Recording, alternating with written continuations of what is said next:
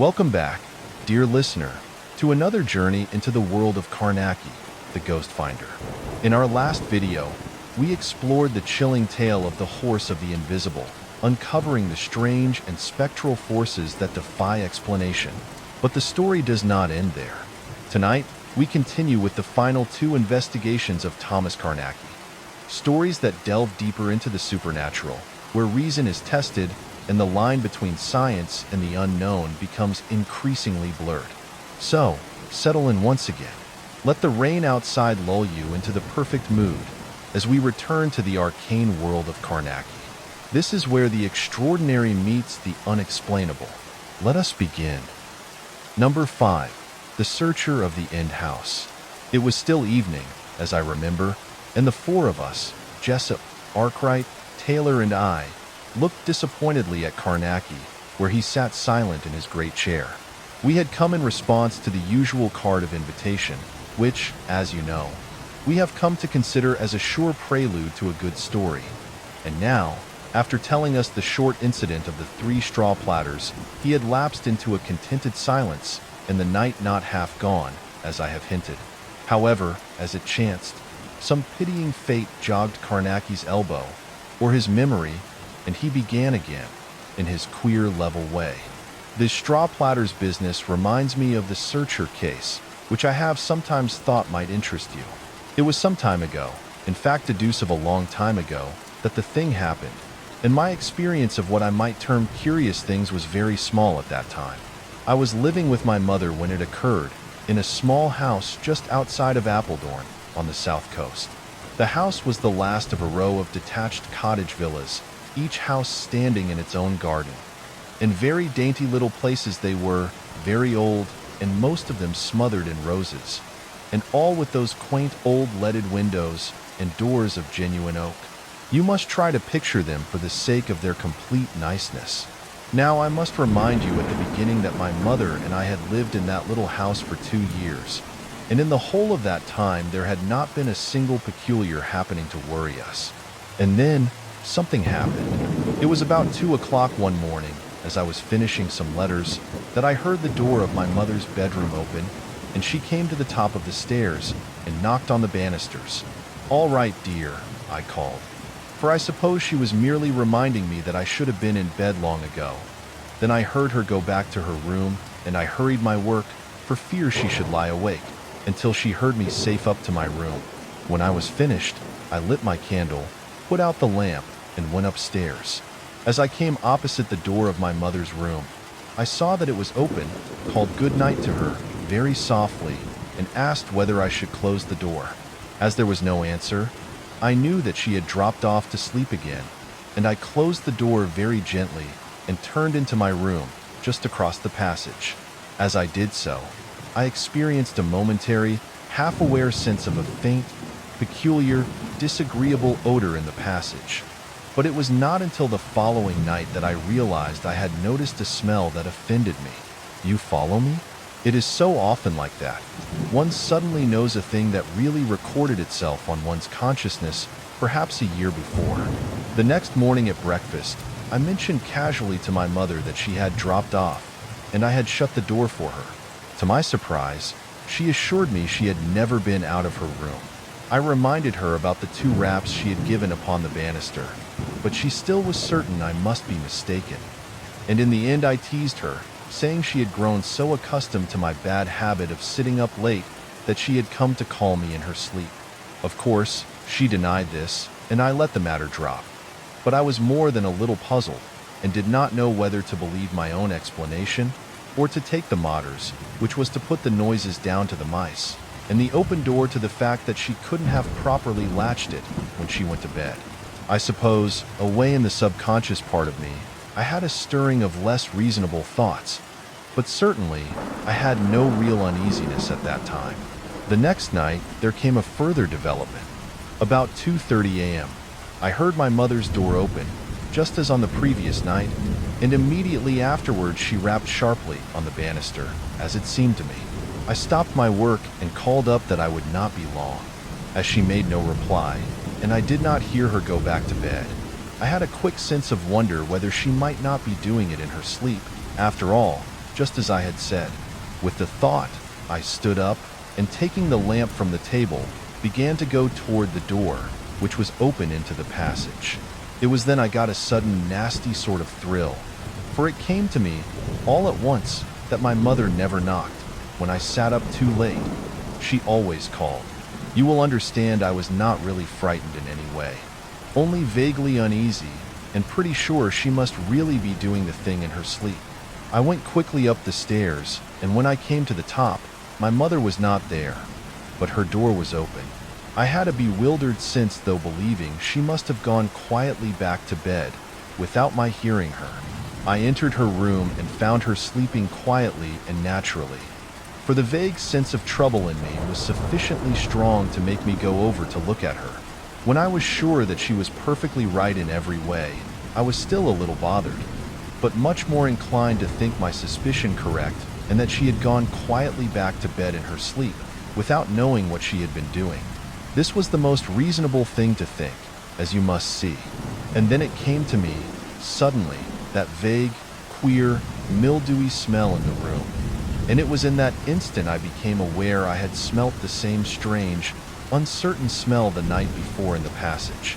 I was definitely uneasy now, and began to search my mother's room, though with no aim or clear thought of anything, except to assure myself that there was nothing in the room. All the time, you know, I never expected really to find anything. Only my uneasiness had to be assured. In the middle of my search, my mother woke up, and of course I had to explain. I told her about her door opening and the knocks on the banister, and that I had come up and found her asleep. I said nothing about the smell, which was not very distinct, but told her that the thing happening twice had made me a bit nervous and possibly fanciful, and I thought I would take a look round, just to feel satisfied. I have thought since that the reason I made no mention of the smell was not only that I did not want to frighten my mother, for I was scarcely that myself, but because I had only a vague half-knowledge that I associated the smell with fancies too indefinite and peculiar to bear talking about. You will understand that I am able now to analyze and put the thing into words, but then I did not even know my chief reason for saying nothing, let alone appreciate its possible significance. It was my mother, after all, who put part of my vague sensations into words. "What a disagreeable smell!" she exclaimed, and was silent a moment, looking at me. Then, "You feel there's something wrong?" Still looking at me, very quietly but with a little nervous note of questioning expectancy. "I don't know," I said. "I can't understand it, unless you've really been walking about in your sleep." "The smell," she said. "Yes," I replied. "That's what puzzles me too. I'll take a walk through the house, but I don't suppose it's anything." I lit her candle, and taking the lamp, I went through the other bedrooms and afterward all over the house, including the 3 underground cellars, which was a little trying to the nerves, seeing that I was more nervous than I would admit. Then I went back to my mother and told her there was really nothing to bother about. And, you know, in the end, we talked ourselves into believing it was nothing. My mother would not agree that she might have been sleepwalking, but she was ready to put the door opening down to the fault of the latch, which certainly snicked very lightly. As for the knocks, they might be the old warped woodwork of the house cracking a bit, or a mouse rattling a piece of loose plaster. The smell was more difficult to explain, but finally we agreed that it might easily be the queer night smell of the moist earth, coming in through the open window of my mother's room, from the back garden, or, for that matter, from the little churchyard beyond the big wall at the bottom of the garden. And so we quietened down, and finally I went to bed and to sleep. I think this is certainly a lesson on the way we humans can delude ourselves, for there was not one of these explanations that my reason could really accept. Try to imagine yourself in the same circumstances, and you will see how absurd our attempts to explain the happenings really were. In the morning, when I came down to breakfast, we talked it all over again, and whilst we agreed that it was strange, we also agreed that we had begun to imagine funny things in the backs of our minds, which now we felt half ashamed to admit. I caught up the lamp, and when I reached her door, I found it shut. I opened it quickly and went in, to find my mother lying with her eyes open and rather nervous. having been waked by the bang of the door. But what upset me more than anything was the fact that there was a disgusting smell in the passage and in her room. Whilst I was asking her whether she was all right, a door slammed twice downstairs, and you can imagine how it made me feel. My mother and I looked at one another, and then I lit her candle, and taking the poker from the fender, went downstairs with the lamp, beginning to feel really nervous. The cumulative effect of so many queer happenings was getting hold of me, and all the apparently reasonable explanations seemed futile. The horrible smell seemed to be very strong in the downstairs passage, also in the front room and the cellars, but chiefly in the passage. I made a very thorough search of the house, and when I had finished, I knew that all the lower windows and doors were properly shut and fastened, and that there was no living thing in the house beyond our two selves. Then I went up to my mother's room again, and we talked the thing over for an hour or more, and in the end came to the conclusion that we might, after all, be reading too much into a number of little things. But, inside of us, we did not believe this. Later, when we had talked ourselves into a more comfortable state of mind, I said good night and went off to bed, and presently managed to get to sleep. In the early hours of the morning, whilst it was still dark, I was waked by a loud noise. I sat up in bed and listened, and from downstairs I heard bang, bang, bang, one door after another being slammed. At least, that is the impression the sounds gave to me. I jumped out of bed with the tingle and shiver of sudden fright on me, and at the same moment as I lit my candle, my door was pushed slowly open. I had left it unlatched, so as not to feel that my mother was quite shut off from me. "Who's there?" I shouted out, in a voice twice as deep as my natural one, and with a queer breathlessness that sudden fright so often gives one. "Who's there?" Then I heard my mother saying, "It's me, Thomas. Whatever is happening downstairs?" She was in the room by this, and I saw she had her bedroom poker in one hand and her candle in the other. I could have smiled at her, had it not been for the extraordinary sounds downstairs. I got into my slippers and reached down an old sword bayonet from the wall. Then I picked up my candle and begged my mother not to come. But I knew it would be little use if she had made up her mind, and she had, with the result that she acted as a sort of rear guard for me during our search. I know, in some ways, I was very glad to have her with me, as you will understand. By this time, the door slamming had ceased, and there seemed, probably because of the contrast, to be an appalling silence in the house. However, I led the way, holding my candle high and keeping the sword bayonet very handy. Downstairs we found all the doors wide open, although the outer doors and the windows were closed all right. I began to wonder whether the noises had been made by the doors after all. Of one thing only were we sure, and that was there was no living thing in the house beside ourselves, while everywhere throughout the house there was the taint of that disgusting odor. Of course it was absurd to try to make believe any longer. There was something strange about the house, and as soon as it was daylight, I set my mother to packing, and soon after breakfast, I saw her off by train. Then I set to work to try to clear up the mystery. I went first to the landlord and told him all the circumstances. From him, I found that 12 or 15 years back, the house had got rather a curious name from 3 or 4 tenants, with the result that it had remained empty a long while. In the end, he had let it at a low rent to a Captain Tobias, on the one condition that he should hold his tongue if he saw anything peculiar. The landlord's idea, as he told me frankly, was to free the house from these tales of something queer by keeping a tenant in it, and then to sell it for the best price he could get. However, when Captain Tobias left, after a 10 years tenancy, there was no longer any talk about the house. So when I offered to take it on a 5 years lease, he had jumped at the offer. This was the whole story. So he gave me to understand, when I pressed him for details of the supposed peculiar happenings in the house, all those years back, he said the tenants had talked about a woman who always moved about the house at night. Some tenants never saw anything, but others would not stay out the first month's tenancy.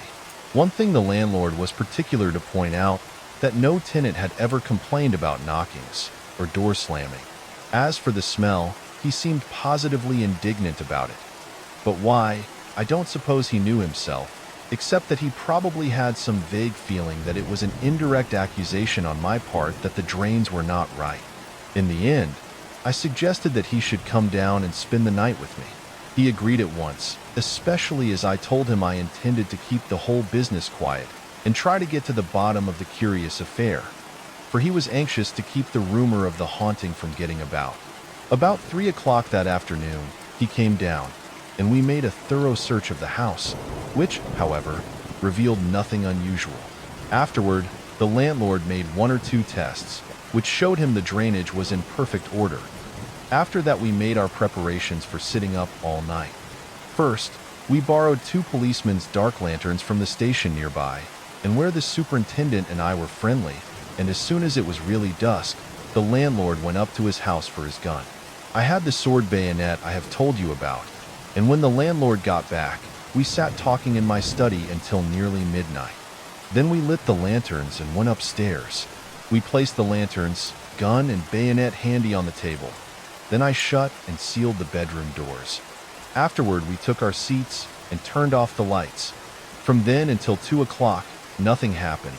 But a little after 2, as I found by holding my watch near the faint glow of the closed lanterns, I had a time of extraordinary nervousness, and I bent toward the landlord and whispered to him that I had a queer feeling something was about to happen and to be ready with his lantern. At the same time, I reached out toward mine. In the very instant I made this movement, the darkness which filled the passage seemed to become suddenly of a dull violet color, not as if a light had been shown, but as if the natural blackness of the night had changed color. And then, coming through this violet night, through this violet-colored gloom, came a little naked child, running. In an extraordinary way, the child seemed not to be distinct from the surrounding gloom, but almost as if it were a concentration of that extraordinary atmosphere, as if that gloomy color which had changed the night came from the child. It seems impossible to make clear to you, but try to understand it. The child went past me, running, with the natural movement of the legs of a chubby human child, but in an absolute and inconceivable silence. It was a very small child, and must have passed under the table. But I saw the child through the table, as if it had been only a slightly darker shadow than the colored gloom. In the same instant, I saw that a fluctuating glimmer of violet light outlined the metal of the gun barrels and the blade of the sword bayonet, making them seem like faint shapes of glimmering light, floating unsupported where the tabletop should have shown solid. Now, curiously, as I saw these things, I was subconsciously aware that I heard the anxious breathing of the landlord, quite clear and labored, close to my elbow, where he waited nervously with his hands on the lantern. I realized in that moment that he saw nothing, but waited in the darkness for my warning to come true. Even as I took heed of these minor things, I saw the child jump to one side and hide behind some half-seen object that was certainly nothing belonging to the passage. I stared intently, with a most extraordinary thrill of expectant wonder, with fright making goose flesh of my back. And even as I stared, I solved for myself the less important problem of what the 2 black clouds were that hung over a part of the table. I think it very curious and interesting, the double working of the mind, often so much more apparent during times of stress. The 2 clouds came from 2 faintly shining shapes, which I knew must be the metal of the lanterns, and the things that looked black to the sight with which I was then seeing could be nothing else but what to normal human sight is known as light. This phenomenon I have always remembered. I have twice seen a somewhat similar thing, in the dark light case and in that trouble of Methyson's, which you know about. Even as I understood this matter of the lights, I was looking to my left to understand why the child was hiding, and suddenly I heard the landlord shout out, "The woman," but I saw nothing.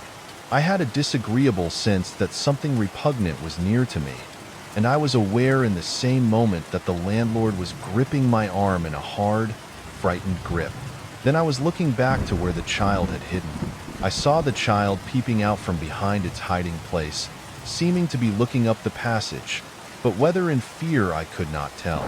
Then it came out and ran headlong away, through the place where should have been the wall of my mother's bedroom.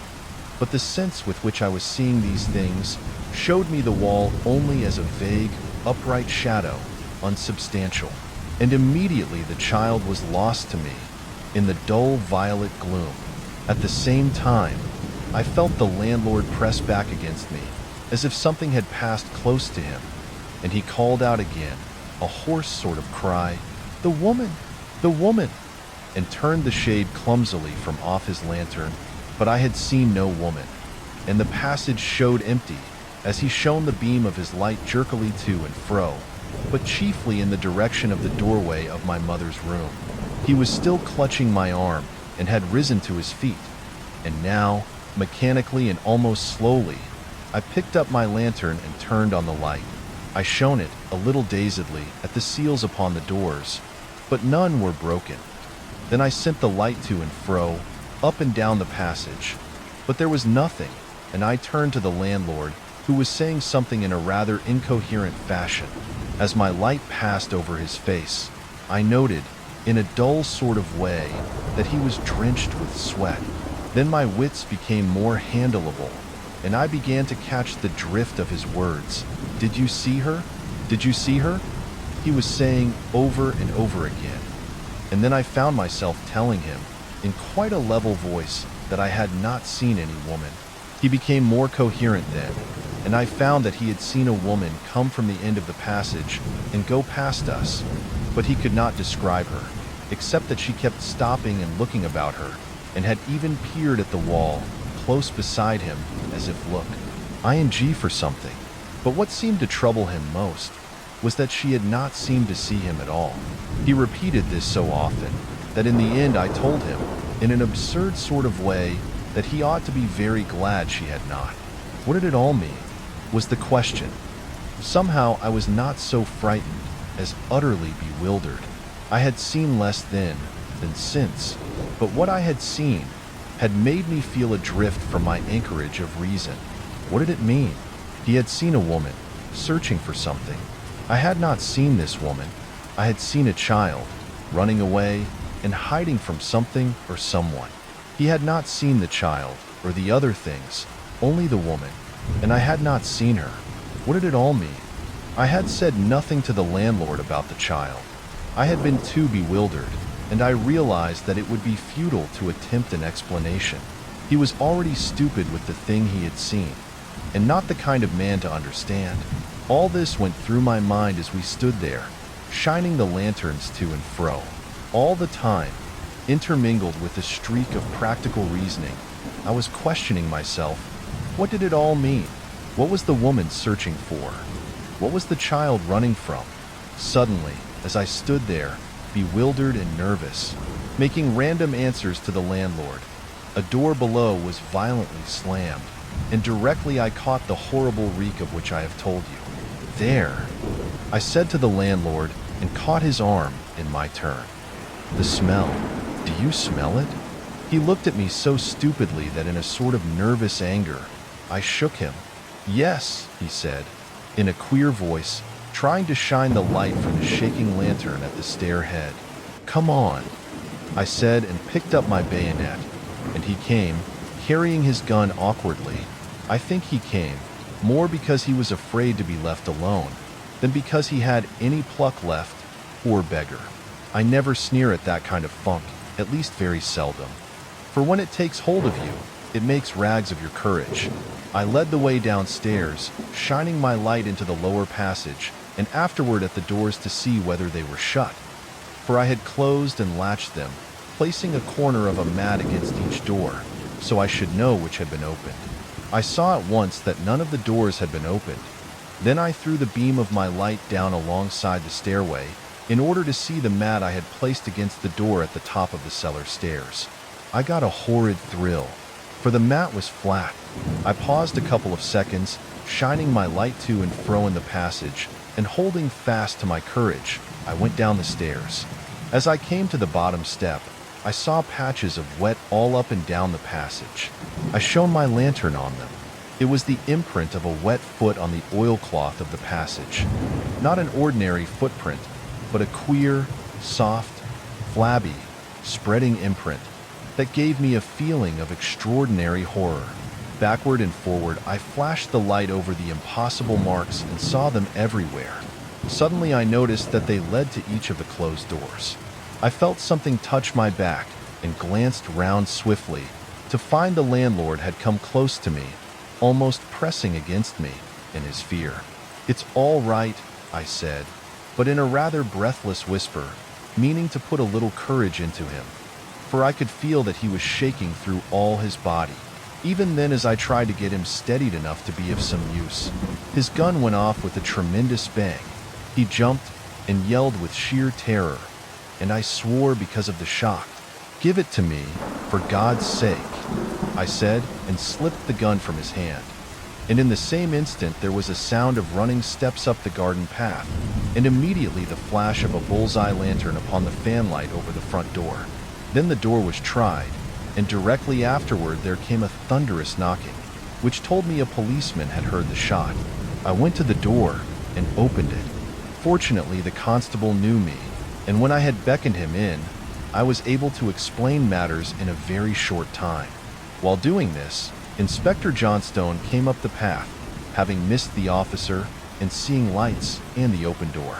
I told him as briefly as possible what had occurred and did not mention the child or the woman, for it would have seemed too fantastic for him to notice. I showed him the queer, wet footprints and how they went toward the closed doors. I explained quickly about the mats and how that the one against the cellar door was flat, which showed the door had been opened. The inspector nodded and told the constable to guard the door at the top of the cellar stairs. He then asked the hall lamp to be lit, after which he took the policeman's lantern and led the way into the front room. He paused with the door wide open and threw the light all round. Then he jumped into the room and looked behind the door. There was no one there, but all over the polished oak floor, between the scattered rugs, went the marks of those horrible spreading footprints, and the room permeated with the horrible odor. The inspector searched the room carefully and then went into the middle room, using the same precautions. There was nothing in the middle room or in the kitchen or pantry, but everywhere went the wet footmarks through all the rooms, showing plainly wherever there were woodwork or oilcloth, and always there was the smell. The inspector ceased from his search of the rooms and spent a minute in trying whether the mats would really fall flat when the doors were open, or merely ruckle up in a way as to appear they had been untouched. But in each case, the mats fell flat and remained so. "Extraordinary," I heard Johnstone mutter to himself, and then he went toward the cellar door. He had inquired at first whether there were windows to the cellar, and when he learned there was no way out, except by the door, he had left this part of the search to the last. As Johnstone came up to the door, the policeman made a motion of salute and said something in a low voice, and something in the tone made me flick my light across him. I saw then that the man was very white, and he looked strange and bewildered. "What?" said Johnstone impatiently. "Speak up." "A woman come along ere, sir, and went through this ere door," said the constable, clearly, but with a curious monotonous intonation that is sometimes heard from an unintelligent man. "Speak up," shouted the inspector. "A woman come along and went through this ere door," repeated the man, monotonously. The inspector caught the man by the shoulder and deliberately sniffed his breath. "No," he said, and then sarcastically, "I hope you held the door open politely for the lady." "The door weren't open, sir," said the man, simply. "Are you mad?" began Johnstone. "No," broke in the landlord's voice from the back, speaking steadily enough. "I saw the woman upstairs." It was evident that he had got back his control again. "I'm afraid, Inspector Johnstone," I said, "that there's more in this than you think. I certainly saw some very extraordinary things upstairs." The inspector seemed about to say something, but instead, he turned again to the door and flashed his light down and round about the mat. I saw then that the strange, horrible footmarks came straight up to the cellar door, and the last print showed under the door. Yet the policeman said the door had not been opened. And suddenly, without any intention or realization of what I was saying, I asked the landlord, "What were the feet like?" I received no answer, for the inspector was ordering the constable to open the cellar door, and the man was not obeying. Johnstone repeated the order, and at last, in a queer automatic way, the man obeyed and pushed the door open. The loathsome smell beat up at us in a great wave of horror, and the inspector came backward a step. "My God," he said, and went forward again, and shone his light down the steps. But there was nothing visible, only that on each step showed the unnatural footprints. The inspector brought the beam of the light vividly on the top step, and there, clear in the light, there was something small, moving. The inspector bent to look, and the policeman and I with him. I don't want to disgust you, but the thing we looked at was a maggot. The policeman backed suddenly out of the doorway. "The churchyard," he said, "at the back of the ooze." "Silence," said Johnstone, with a queer break in the word, and I knew that at last he was frightened. He put his lantern into the doorway and shone it from step to step, following the footprints down into the darkness. Then he stepped back from the open doorway, and we all gave back with him. He looked round, and I had a feeling that he was looking for a weapon of some kind. "Your gun," I said to the landlord, and he brought it from the front hall and passed it over to the inspector, who took it and ejected the empty shell from the right barrel. He held out his hand for a live cartridge, which the landlord brought from his pocket. He loaded the gun and snapped the breech. He turned to the constable. "Come on," he said, and moved toward the cellar doorway. "I ain't comin', sir," said the policeman, very white in the face. With a sudden blaze of passion, the inspector took the man by the scruff and hove him bodily down into the darkness, and he went downward, screaming. The inspector followed him instantly with his lantern and the gun, and I after the inspector with the bayonet ready. Behind me, I heard the landlord. At the bottom of the stairs, the inspector was helping the policeman to his feet, where he stood swaying a moment in a bewildered fashion. Then the inspector went into the front cellar, and his man followed him in stupid fashion, but evidently no longer with any thought of running away from the horror. We all crowded into the front cellar, flashing our lights to and fro. Inspector Johnstone was examining the floor, and I saw that the footmarks went all round the cellar, into all the corners and across the floor. I thought suddenly of the child that was running away from something. Do you see the thing that I was seeing vaguely? We went out of the cellar in a body, for there was nothing to be found. In the next cellar, the footprints went everywhere in that queer, erratic fashion, as of someone searching for something or following some blind scent. In the third cellar, the prints ended at the shallow well that had been the old water supply of the house. The well was full to the brim, and the water so clear that the pebbly bottom was plainly to be seen, as we shone the lights into the water. The search came to an abrupt end, and we stood about the well, looking at one another, in an absolute, horrible silence. Johnstone made another examination of the footprints. Then he shone his light again into the clear, shallow water, searching each inch of the plainly seen bottom. But there was nothing there. The cellar was full of the dreadful smell, and everyone stood silent, except for the constant turning of the lamps to and fro around the cellar. The inspector looked up from his search of the well and nodded quietly across at me, with his sudden acknowledgement that our belief was now his belief.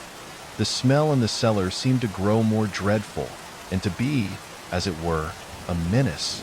The material expression that some monstrous thing was there with us, invisible. "I think," began the inspector, and shone his light toward the stairway. And at this the constable's restraint went utterly, and he ran for the stairs, making a queer sound in his throat. The landlord followed, at a quick walk, and then the inspector and I. He waited a single instant for me, and we went up together, treading on the same steps, and with our lights held backward. At the top, I slammed and locked the stair door, and wiped my forehead, and my hands were shaking. The inspector asked me to give his man a glass of whiskey, and then he sent him on his beat. He stayed a short while with the landlord and me, and it was arranged that he would join us again the following night and watch the well with us from midnight until daylight. Then he left us, just as the dawn was coming in. The landlord and I locked up the house and went over to his place for a sleep. In the afternoon, the landlord and I returned to the house to make arrangements for the night.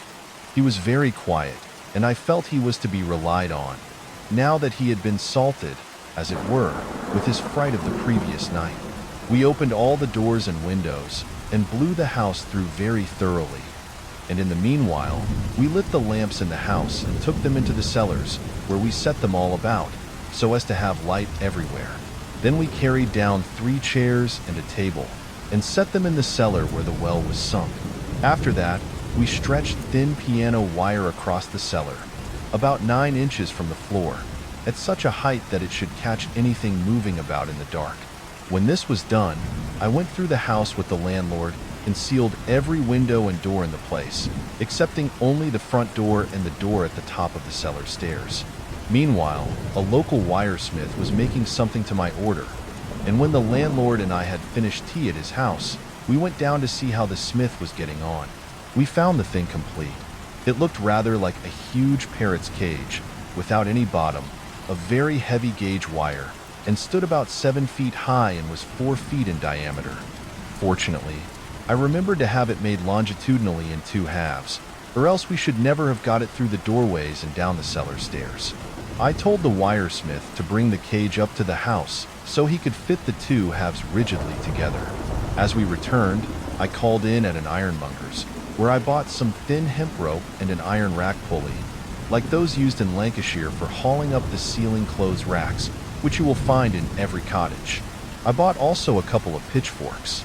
"We shan't want to touch it," I said to the landlord, and he nodded, rather white all at once. As soon as the cage arrived and had been fitted together in the cellar, I sent away the smith, and the landlord and I suspended it over the well, into which it fitted easily.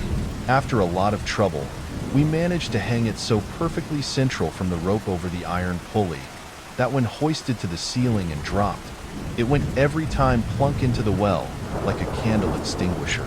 When we had it finally arranged, I hoisted it up once more to the ready position and made the rope fast to a heavy wooden pillar which stood in the middle of the cellar.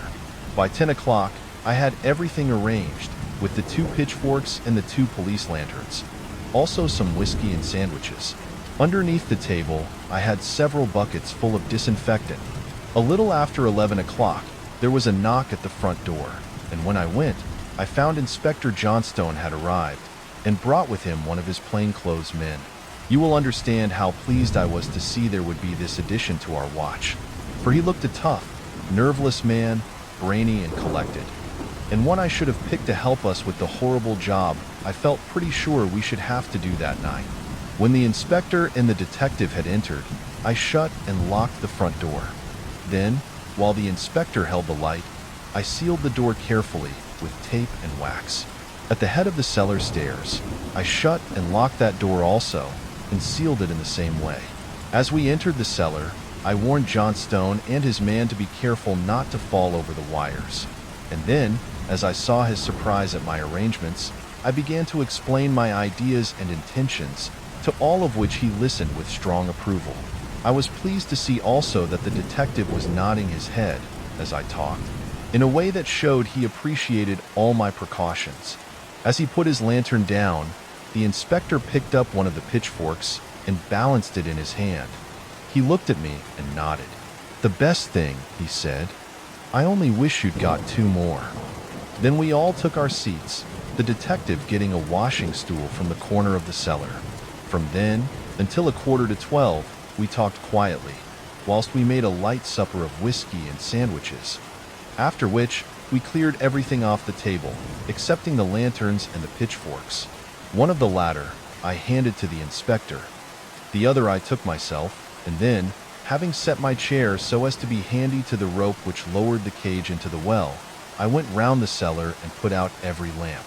I groped my way to my chair and arranged the pitchfork and the dark lantern ready to my hand, after which I suggested that everyone should keep in absolute silence throughout the watch.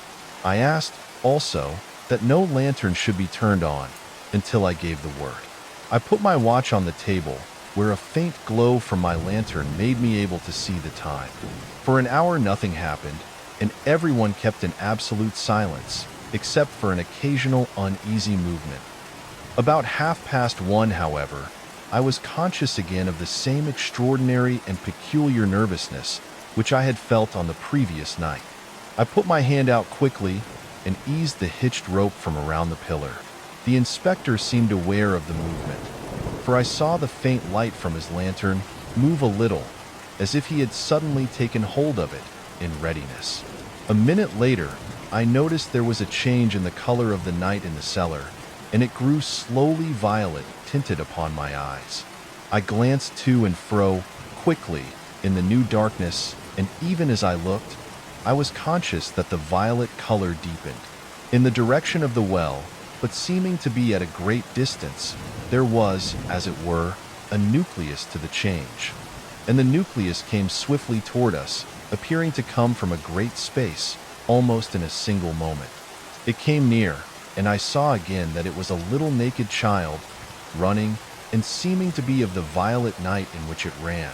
The child came with a natural running movement, exactly as I described it before, but in a silence so peculiarly intense that it was as if it brought the silence with it. About halfway between the well and the table, the child turned swiftly and looked back at something invisible to me, and suddenly it went down into a crouching attitude and seemed to be hiding behind something that showed vaguely.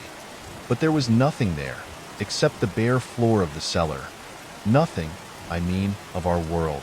I could hear the breathing of the 3 other men with a wonderful distinctness, and also the tick of my watch upon the table seemed to sound as loud and as slow as the tick of an old grandfather's clock.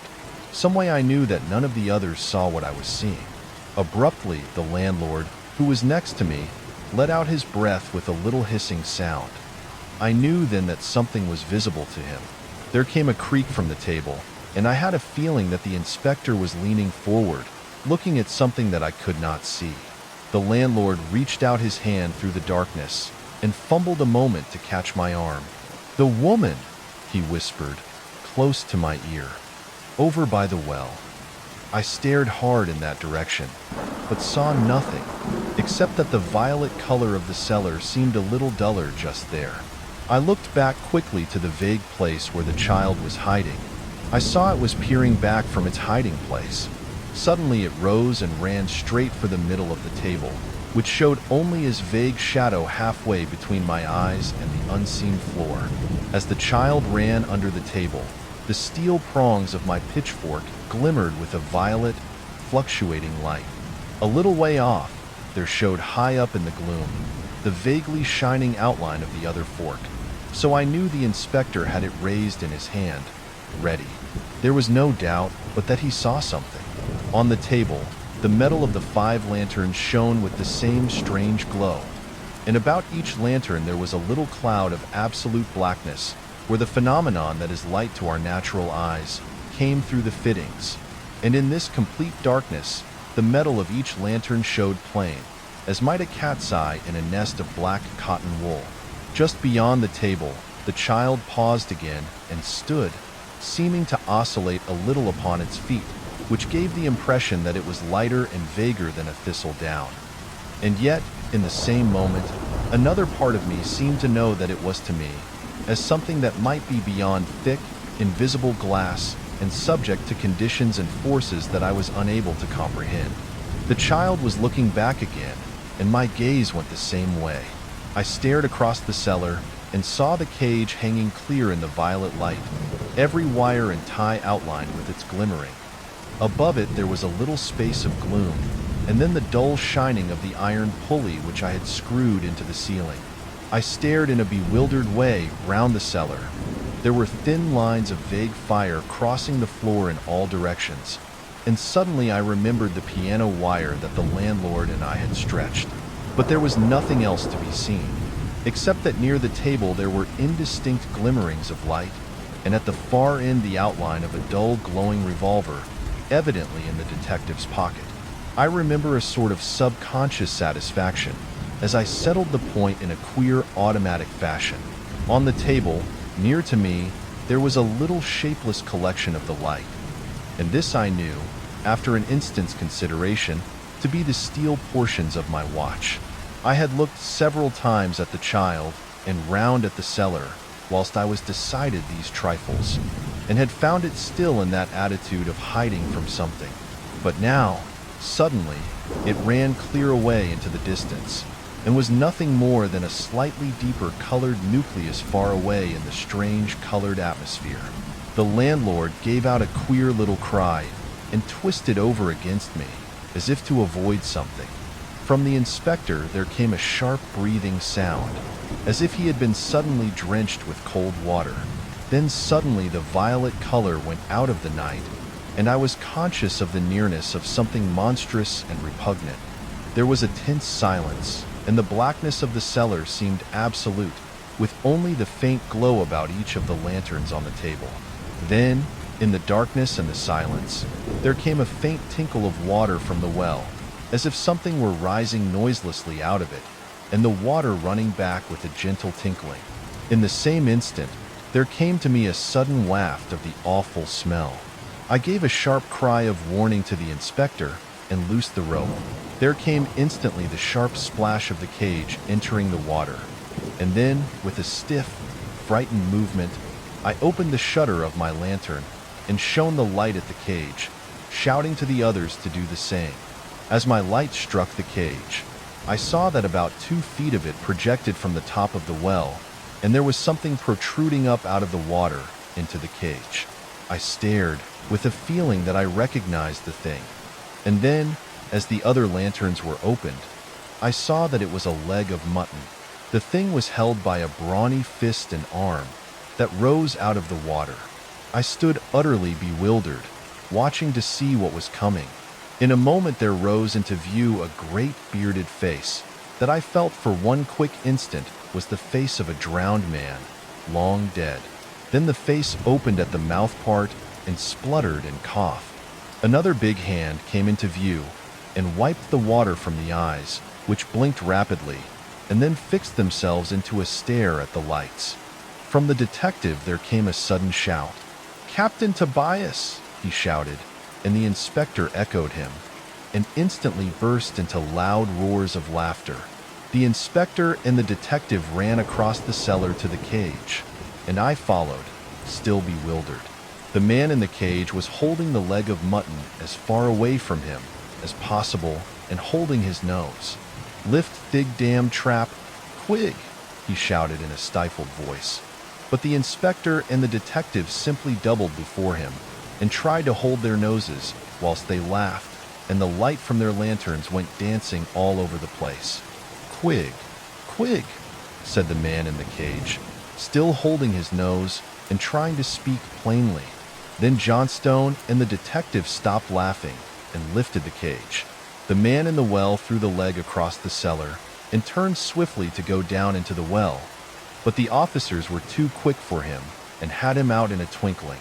Whilst they held him, dripping upon the floor, the inspector jerked his thumb in the direction of the offending leg, and the landlord, having harpooned it with one of the pitchforks, ran with it upstairs and so into the open air.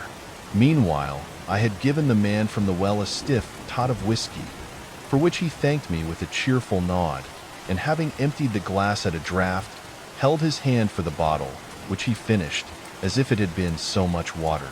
As you will remember, it was a Captain Tobias who had been the previous tenant, and this was the very man who had appeared from the well. In the course of the talk that followed, I learned the reason for Captain Tobias leaving the house. He had been wanted by the police for smuggling. He had undergone imprisonment and had been released only a couple of weeks earlier. He had returned to find new tenants in his old home.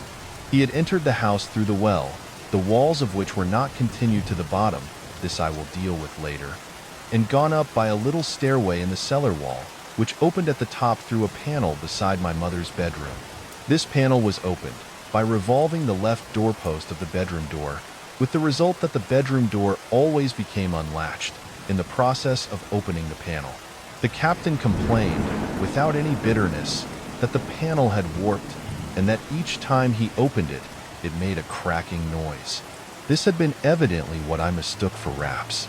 He would not give his reason for entering the house, but it was pretty obvious that he had hidden something which he wanted to get. However, as he found it impossible to get into the house without the risk of being caught, he decided to try to drive us out, relying on the bad reputation of the house and his own artistic efforts as a ghost. I must say he succeeded. He intended then to rent the house again, as before, and would then, of course, have plenty of time to get whatever he had hidden. The house suited him admirably, for there was a passage, as he showed me afterward, connecting the dummy well with the crypt of the church beyond the garden wall, and these, in turn, were connected with certain caves in the cliffs which went down to the beach beyond the church. In the course of his talk, Captain Tobias offered to take the house off my hands, and as this suited me perfectly, for I was about stalled with it, and the plan also suited the landlord, it was decided that no steps should be taken against him, and that the whole business should be hushed up.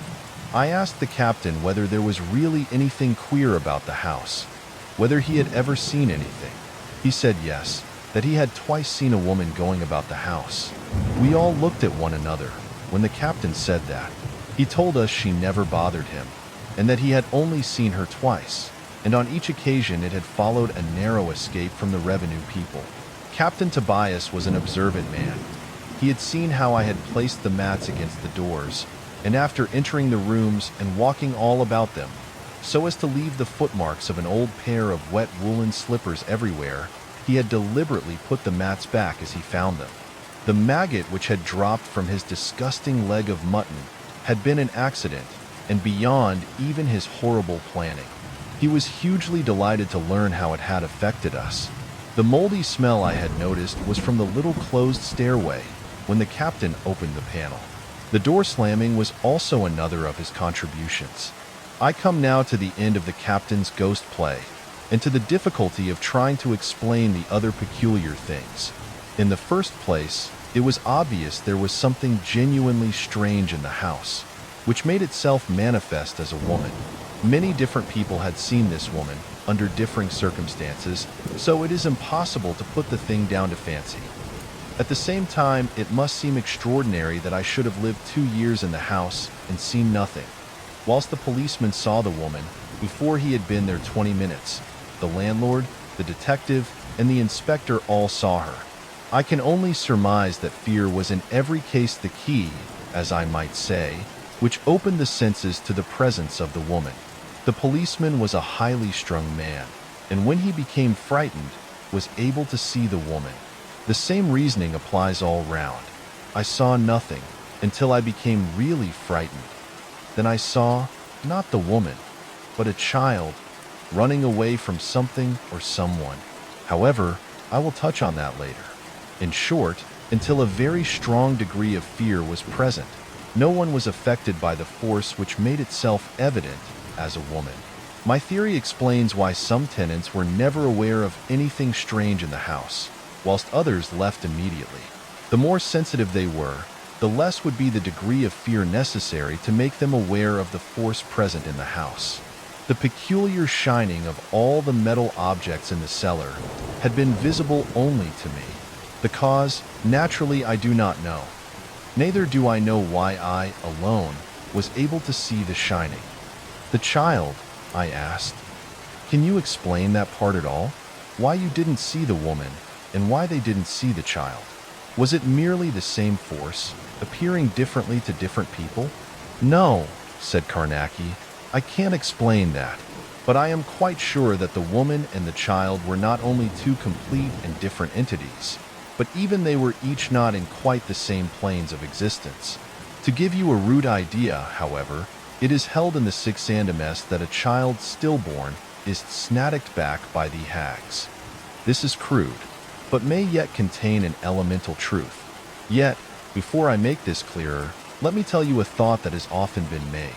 It may be that physical birth is but a secondary process, and that prior to the possibility, the mother spirit searches for, until it finds the small element, the primal ego or child soul.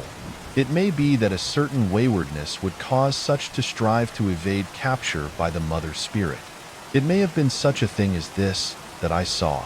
I have always tried to think so, but it is impossible to ignore the sense of repulsion that I felt when the unseen woman went past me.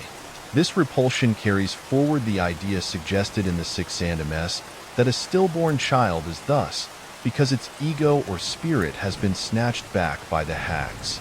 In other words, by certain of the monstrosities of the outer circle. The thought is inconceivably terrible, and probably the more so because it is so fragmentary. It leaves us with the conception of a child's soul adrift halfway between two lives, and running through eternity from something incredible and inconceivable because not understood to our senses. The thing is beyond further discussion, for it is futile to attempt to discuss a thing to any purpose of which one has a knowledge so fragmentary as this. There is one thought, which is often mine. Perhaps there is a mother spirit. In the well, said Arkwright. How did the captain get in from the other side? As I said before, answered Carnacki. The side walls of the well did not reach to the bottom, so that you had only to dip down into the water and come up again on the other side of the wall, under the cellar floor, and so climb into the passage. Of course, the water was the same height on both sides of the walls. Don't ask me who made the well entrance or the little stairway, for I don't know. The house was very old, as I have told you, and that sort of thing was useful in the old days. And the child, I said, coming back to the thing which chiefly interested me. You would say that the birth must have occurred in that house, and in this way, one might suppose that the house to have become en rapport, if I can use the word in that way, with the forces that produced the tragedy? Yes, replied Carnacki. This is, supposing we take the suggestion of the Sixth Immerse to account for the phenomenon. There may be other houses, I began. There are, said Carnacki, and stood up. Out you go, he said genially, using the recognized formula, and in 5 minutes we were on the embankment, going thoughtfully to our various homes.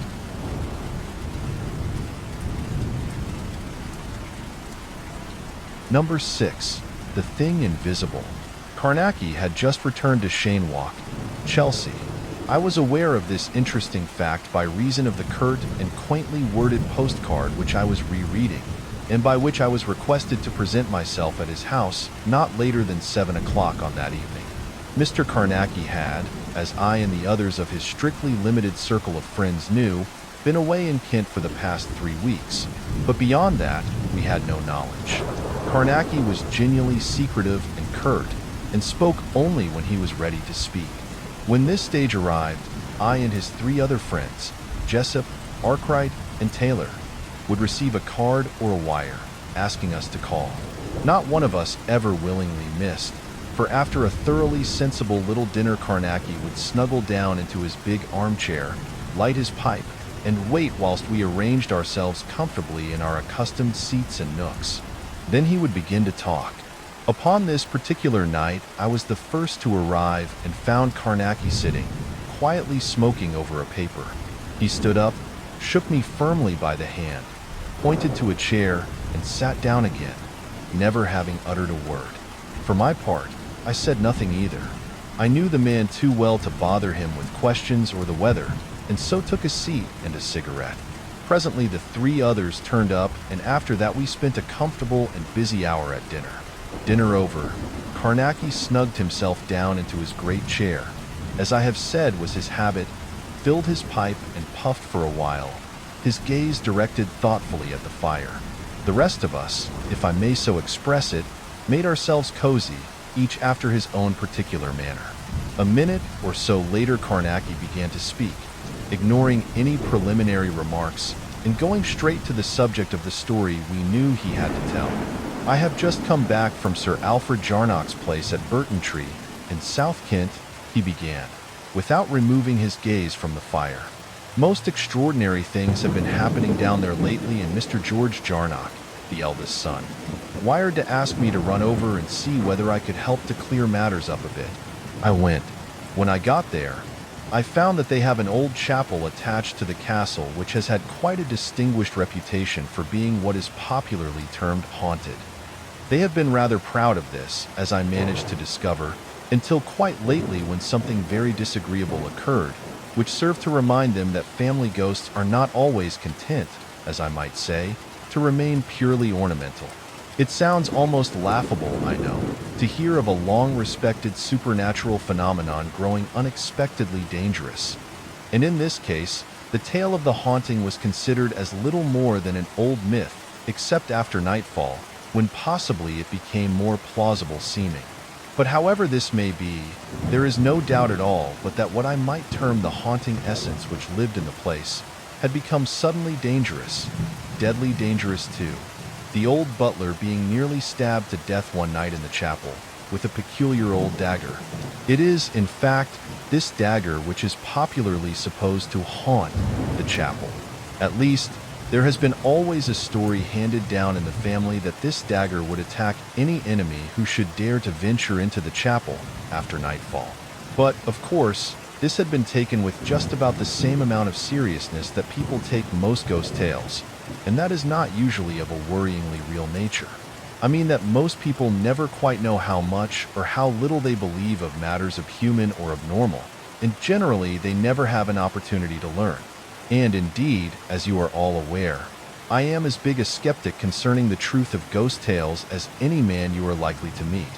Only I am what I might term an unprejudiced skeptic.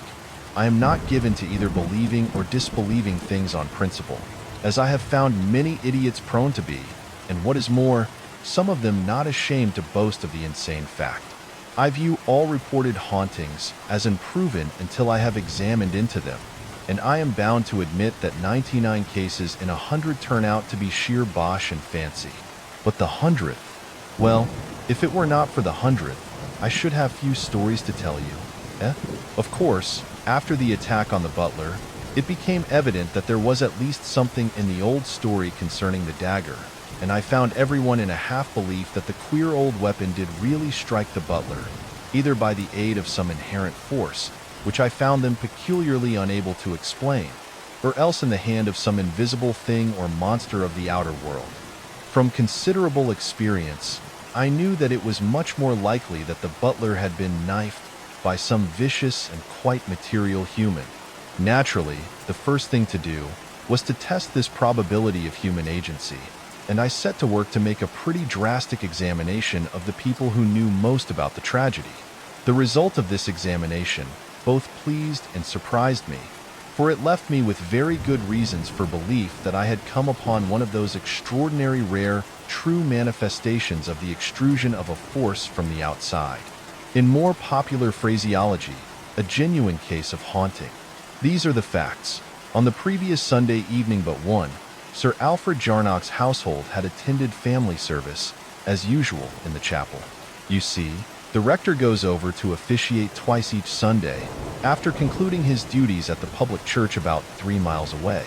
At the end of the service in the chapel, Sir Alfred Jarnock, his son Mr. George Jarnock, and the rector had stood for a couple of minutes, talking, whilst old Bellet the butler went round, putting out the candles.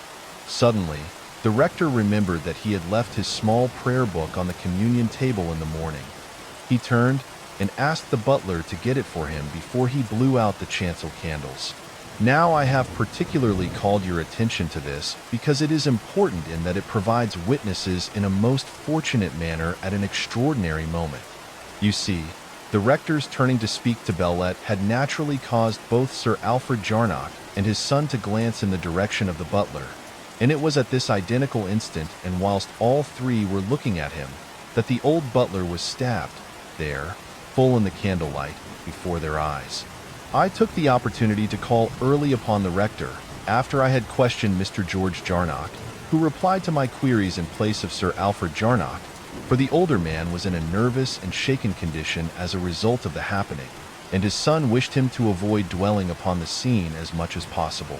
The rector's version was clear and vivid, and he had evidently received the astonishment of his life. He pictured to me the whole affair, Bellet, up at the chancel gate, going for the prayer book and absolutely alone.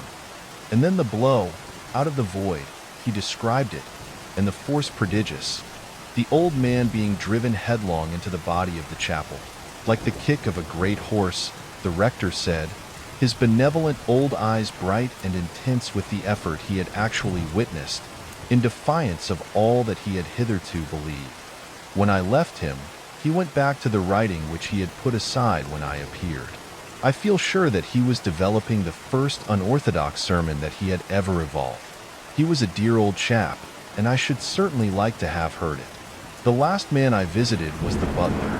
He was, of course, in a frightfully weak and shaken condition, but he could tell me nothing that did not point to there being a power abroad in the chapel. He told the same tale, in every minute particle, that I had learned from the others. He had been just going up to put out the altar candles and fetch the rector's book, when something struck him an enormous blow high up on the left breast, and he was driven headlong into the aisle. Examination had shown that he had been stabbed by the dagger, of which I will tell you more in a moment, that hung always above the altar. The weapon had entered, fortunately some inches above the heart, just under the collarbone, which had been broken by the stupendous force of the blow, the dagger itself being driven clean through the body and out through the scapula behind. The poor old fellow could not talk much, and I soon left him. But what he had told me was sufficient to make it unmistakable that no living person had been within yards of him when he was attacked. And, as I knew, this fact was verified by 3 capable and responsible witnesses, independent of Bellet himself. The thing now was to search the chapel, which is small and extremely old. It is very massively built, and entered through only one door, which leads out of the castle itself, and the key of which is kept by Sir Alfred Jarnock, the butler having no duplicate. The shape of the chapel is oblong, and the altar is railed off after the usual fashion. There are 2 tombs in the body of the place, but none in the chancel, which is bare, except for the tall candlesticks and the chancel rail, beyond which is the undraped altar of solid marble, upon which stand 4 small candlesticks, 2 at each end. Above the altar hangs the waeful dagger, as I had learned it was named. I fancy the term has been taken from an old vellum, which describes the dagger and its supposed abnormal properties. I took the dagger down and examined it minutely and with method. The blade is 10 inches long, 2 inches broad at the base, and tapering to a rounded but sharp point, rather peculiar. It is double-edged. The metal sheath is curious for having a crosspiece, which, taken with the fact that the sheath itself is continued 3 parts up the hilt of the dagger in a most inconvenient fashion, gives it the appearance of a cross. That this is not unintentional is shown by an engraving of the Christ crucified upon one side, whilst upon the other, in Latin, is the inscription, "Vengeance is mine, I will repay."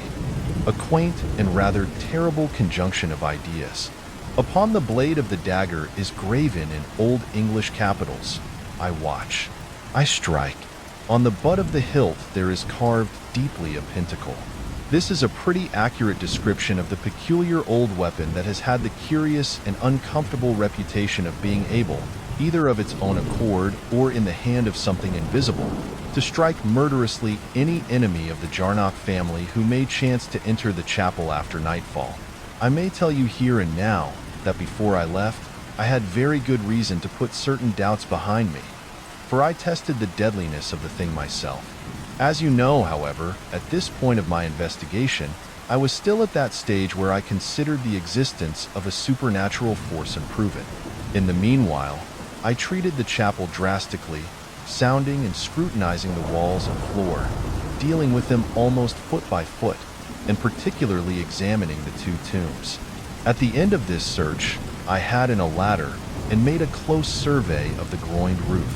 I passed 3 days in this fashion, and by the evening of the 3rd day I had proved to my entire satisfaction that there is no place in the whole of that chapel where any living being could have hidden, and also that the only way of ingress and egress to and from the chapel is through the doorway which leads into the castle, the door of which was always kept locked, and the key kept by Sir Alfred Jarnock himself, as I have told you.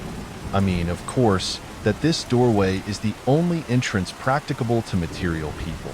Yes, as you will see, even had I discovered some other opening, secret or otherwise, it would not have helped at all to explain the mystery of the incredible attack in a normal fashion.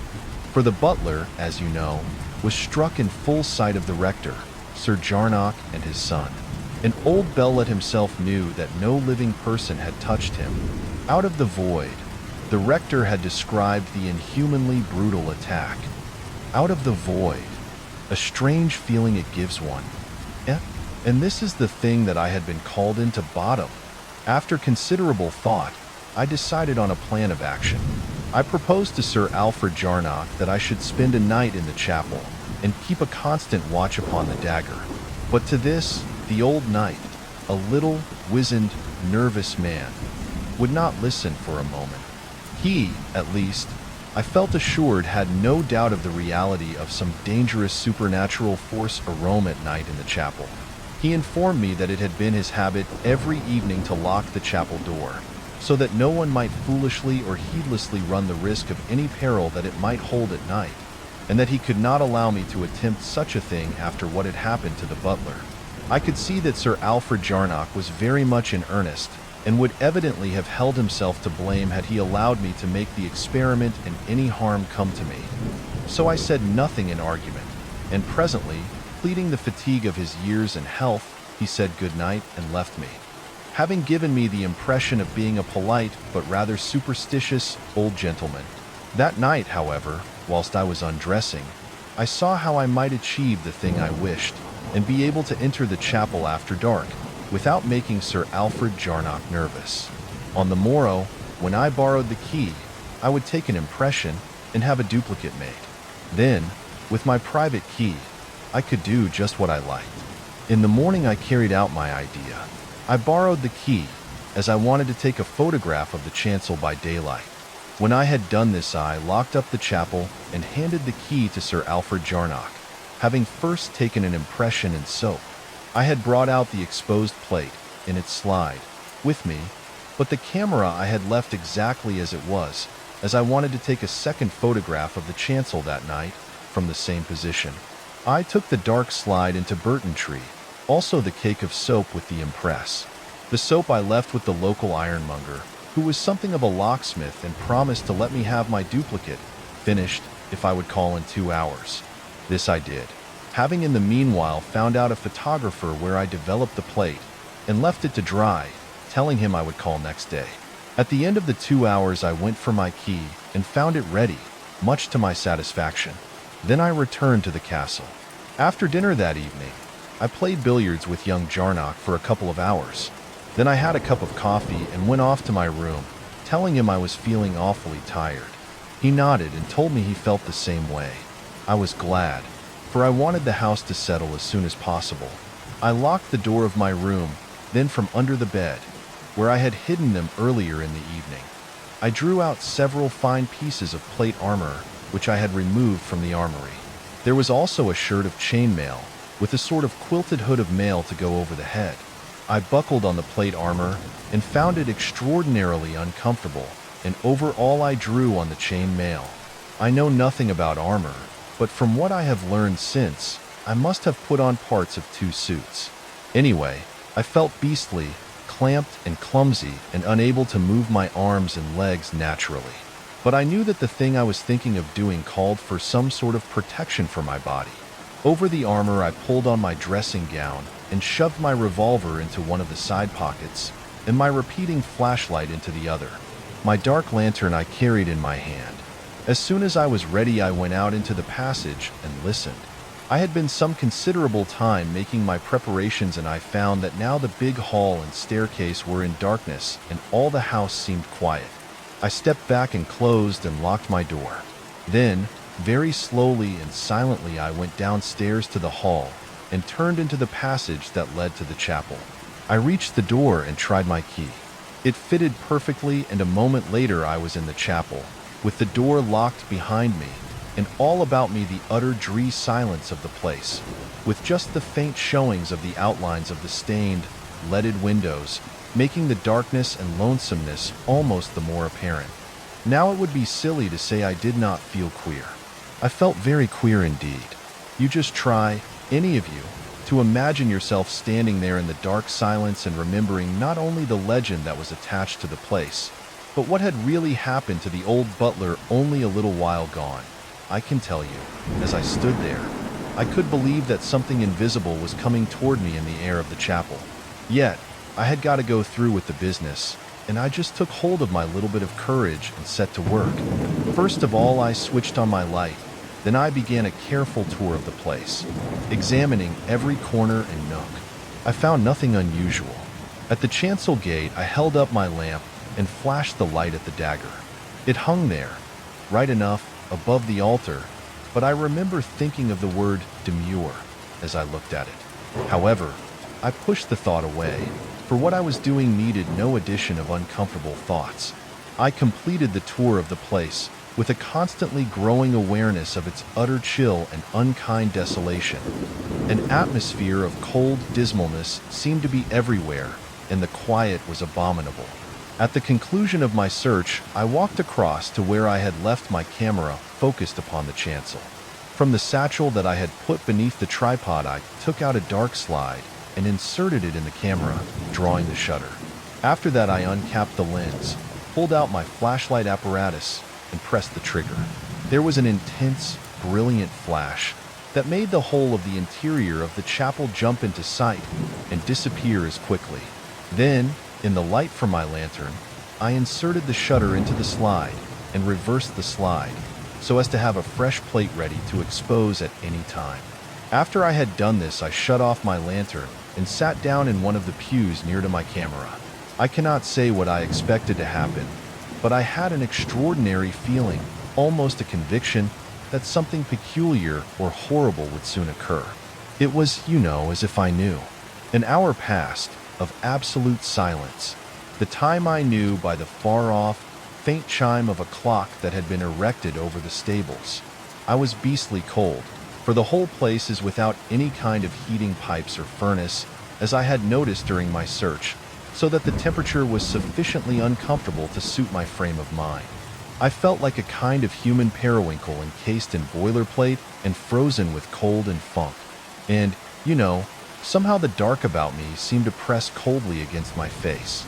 I cannot say whether any of you have ever had the feeling, but if you have, you will know just how disgustingly unnerving it is. And then, all at once, I had a horrible sense that something was moving in the place.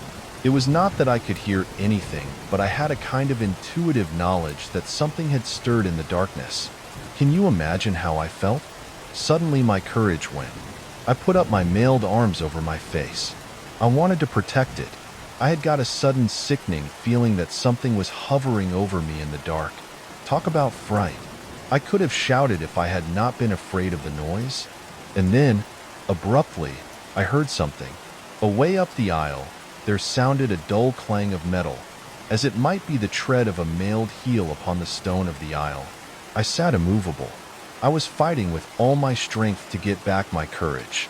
I could not take my arms down from over my face, but I knew that I was getting hold of the gritty part of me again. And suddenly I made a mighty effort and lowered my arms. I held my face up in the darkness, and, I tell you, I respect myself for the act, because I thought truly at that moment that I was going to die. But I think, just then, by the slow revulsion of feeling which had assisted my effort, I was less sick, in that instant, at the thought of having to die, than at the knowledge of the utter weak cowardice that had so unexpectedly shaken me all to bits for a time. Do I make myself clear? You understand, I feel sure, that the sense of respect, which I spoke of, is not really unhealthy egotism. Because, you see, I am not blind to the state of mind which helped me. I mean that if I had uncovered my face by a sheer effort of will, unhelped by any revulsion of feeling, I should have done a thing much more worthy of mention. But, even as it was, there were elements in the act worthy of respect. You follow me, don't you? And, nothing touched me, after all, so that, in a little while, I had got back a bit to my normal, and felt steady enough to go through with the business without any more funking. I dare say a couple of minutes passed, and then, away up near the chancel, there came again that clang, as though an armored foot stepped cautiously. By Jove! But it made me stiffen, and suddenly the thought came that the sound I heard might be the rattle of the dagger above the altar. It was not a particularly sensible notion, for the sound was far too heavy and resonant for such a cause. Yet, as can be easily understood, My reason was bound to submit somewhat to my fancy at such a time. I remember now that the idea of that insensate thing becoming animate and attacking me did not occur to me with any sense of possibility or reality. I thought rather, in a vague way, of some invisible monster of outer space fumbling at the dagger. I remembered the old rector's description of the attack on the butler, of the void, and he had described the stupendous force of the blow as being like the kick of a great horse. You can see how uncomfortably my thoughts were running. I felt round swiftly and cautiously for my lantern. I found it close to me, on the pew seat, and with a sudden, jerky movement, I switched on the light. I flashed it up the aisle, to and fro across the chancel, but I could see nothing to frighten me. I turned quickly and sent the jet of light darting across and across the rear end of the chapel. Then on each side of me, before and behind, up at the roof and down at the marble floor, but nowhere was there any visible thing to put me in fear, not a thing that need have set my flesh thrilling, just the quiet chapel, cold and eternally silent. You know the feeling. I had been standing whilst I sent the light about the chapel, but now I pulled out my revolver and then, with a tremendous effort of will, switched off the light and sat down again in the darkness to continue my constant watch. It seemed to me that quite half an hour, or even more, must have passed after this, during which no sound had broken the intense stillness. I had grown less nervously tense, for the flashing of the light round the place had made me feel less out of all bounds of the normal. It had given me something of that unreasoned sense of safety that a nervous child obtains at night by covering its head up with the bedclothes. This just about illustrates the completely human illogicalness of the workings of my feelings. For, as you know, whatever creature, thing, or being it was that had made that extraordinary and horrible attack on the old butler, it had certainly not been visible. And so you must picture me sitting there in the dark, clumsy with armor, and with my revolver in one hand, and nursing my lantern, ready with the other. And then it was, after this little time of partial relief from intense nervousness, that there came a fresh strain on me. For somewhere in the utter quiet of the chapel, I thought I heard something. I listened, tense and rigid, my heart booming just a little in my ears for a moment. Then I thought I heard it again. I felt sure that something had moved at the top of the aisle. I strained in the darkness to hark, and my eyes showed me blackness within blackness wherever I glanced, so that I took no heed of what they told me. For even if I looked at the dim loom of the stained window at the top of the chancel, my sight gave me the shapes of vague shadows passing noiseless and ghostly across, constantly. There was a time of almost peculiar silence, horrible to me, as I felt just then, and suddenly I seemed to hear a sound again, nearer to me, and repeated, infinitely stealthy. It was as if a vast, soft tread were coming slowly down the aisle. Can you imagine how I felt? I do not think you can. I did not move, any more than the stone effigies on the two tombs, but sat there, stiffened. I fancied now that I heard the tread all about the chapel. And then, I was just as sure in a moment that I could not hear it, that I had never heard it. Some particularly long minutes passed about this time, but I think my nerves must have quieted a bit, for I remember being sufficiently aware of my feelings to realize that the muscles of my shoulders ached, with the way that they must have been contracted as I sat there, hunching myself, rigid. Mind you, I was still in a disgusting funk, but what I might call the imminent sense of danger seemed to have eased from around me. At any rate, I felt, in some curious fashion, that there was a respite, a temporary cessation of malignity from about me. It is impossible to word my feelings more clearly to you, for I cannot see them more clearly than this myself. Yet, you must not picture me as sitting there, free from strain, for the nerve tension was so great that my heart action was a little out of normal control, the blood beat making a dull booming at times in my ears, with the result that I had the sensation that I could not hear acutely. This is a simply beastly feeling, especially under such circumstances. I was sitting like this, listening, as I might say with body and soul, when suddenly I got that hideous conviction again that something was moving in the air of the place. The feeling seemed to stiffen me as I sat, and my head appeared to tighten, as if all the scalp had grown tense. This was so real that I suffered an actual pain, most peculiar and at the same time intense. The whole head pain. I had a fierce desire to cover my face again with my mailed arms, but I fought it off. If I had given way then to that, I should simply have bunked straight out of the place. I sat and sweated coldly, that's the bald truth, with the creep busy at my spine. And then, abruptly, once more I thought I heard the sound of that huge, soft tread on the aisle, and this time closer to me. There was an awful little silence, during which I had the feeling that something enormous was bending over toward me from the aisle, and then, through the booming of the blood in my ears, there came a slight sound from the place where my camera stood, a disagreeable sort of slithering sound, and then a sharp tap. I had the lantern ready in my left hand, and now I snapped it on, desperately, and shone it straight above me, for I had a conviction that there was something there, but I saw nothing. Immediately I flashed the light at the camera and along the aisle, but again there was nothing visible. I wheeled round, shooting the beam of light in a great circle about the place. To and fro I shone it, jerking it here and there, but it showed me nothing. I had stood up the instant that I had seen that there was nothing in sight over me, and now I determined to visit the chancel and see whether the dagger had been touched. I stepped out of the pew into the aisle, and here I came to an abrupt pause, for an almost invincible, sick repugnance was fighting me back from the upper part of the chapel. A constant, queer prickling went up and down my spine, and a dull ache took me in the small of the back, as I fought with myself to conquer this sudden new feeling of terror and horror.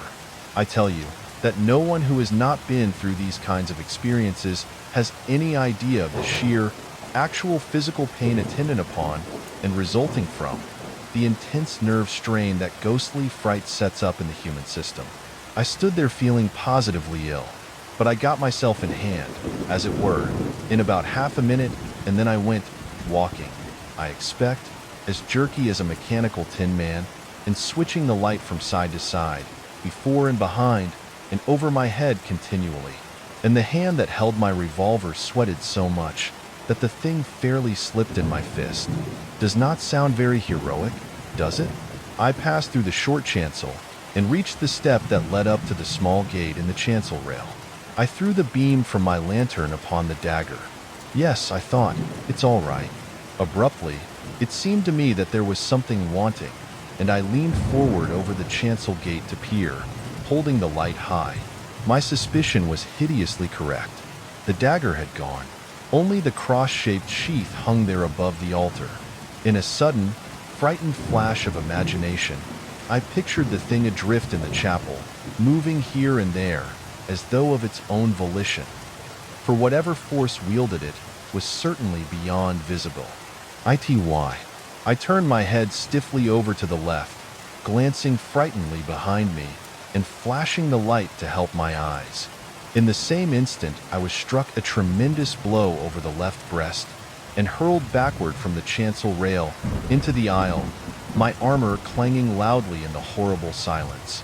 I landed on my back and slithered along on the polished marble. My shoulders struck the corner of a pew front and brought me up, half stunned. I scrambled to my feet, horribly sick and shaken, but the fear that was on me, making little of that at the moment. I was minus both revolver and lantern, and utterly bewildered as to just where I was standing. I bowed my head and made a scrambling run in the complete darkness and dashed into a pew. I jumped back, staggering, got my bearings a little, and raced down the center of the aisle, putting my mailed arms over my face. I plunged into my camera, hurling it among the pews. I crashed into the font and reeled back. Then I was at the exit. I fumbled madly in my dressing gown pocket for the key. I found it and scraped at the door, feverishly, for the keyhole. I found the keyhole, turned the key, burst the door open, and was into the passage. I slammed the door and leant hard against it, gasping. whilst I felt crazily again for the keyhole, this time to lock the door upon what was in the chapel. I succeeded, and began to feel my way stupidly along the wall of the corridor. Presently I had come to the big hall, and so in a little to my room. In my room, I sat for a while, until I had steadied down something to the normal. After a time, I commenced to strip off the armor. I saw then that both the chainmail and the plate armor had been pierced over the breast, and, suddenly, it came home to me that the thing had struck for my heart.